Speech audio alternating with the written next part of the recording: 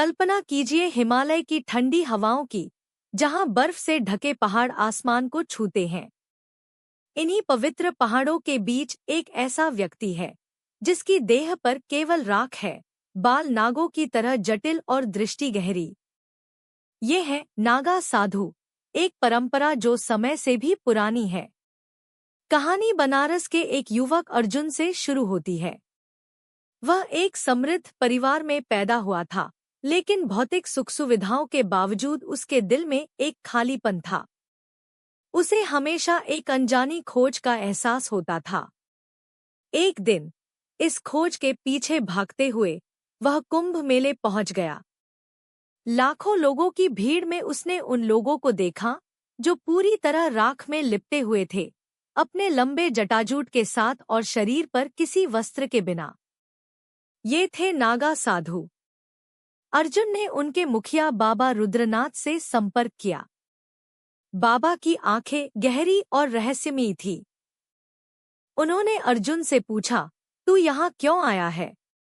अर्जुन ने कहा, मैं सत्य की तलाश में हूँ। बाबा मुस्कुराए और बोले, सत्य कोई मंजिल नहीं, यह एक यात्रा है। क्या तू सब कुछ त्यागने को तैयार है?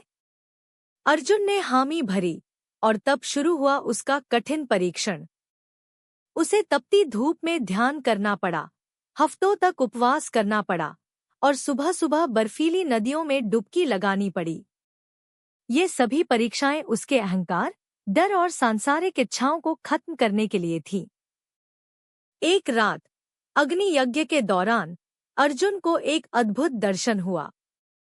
उसने देखा कि नाग उसके चारों ओर घूम रहे हैं और ब्रह्मांड के गहरे रहस्यों को फुसफुसा रहे हैं।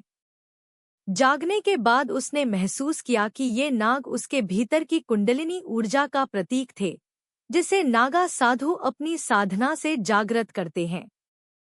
कई वर्षों की तपस्या के बाद अर्जुन नागा साधु बन गए। उन्हें नया नाम मिला, रुद्रगिरी। अब अर्जुन का जीवन केवल त्याग का नहीं था, बल्कि आत्मा की गहराइयों में छुपे अद्भुत रहस्यों को जानने का था।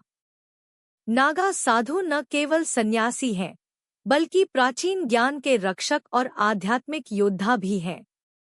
आज रुद्रगिरी सादगी का जीवन जीते हैं, लेकिन उनके भीतर ब्रह्मांड की अनंत शक्ति समाई है। नागा साधुओं की कहानी हमें यह सिखाती है कि सच्ची शक्ति तपस्या और आत्मसमर्पण में है। तो अगली बार जब आप किसी नागा साधु को देखें, तो याद रखें, वे केवल साधु नहीं हैं, बल्कि चलते फिरते पौराणिक पात्र हैं। क्या आप भी ऐसा साहसिक सफर शुरू करने की हिम्मत करेंगे? ऐसी और रोचक कहानियों के लिए चैनल को सब्सक्राइब करें और कमेंट में हर हर महादेव लिखें।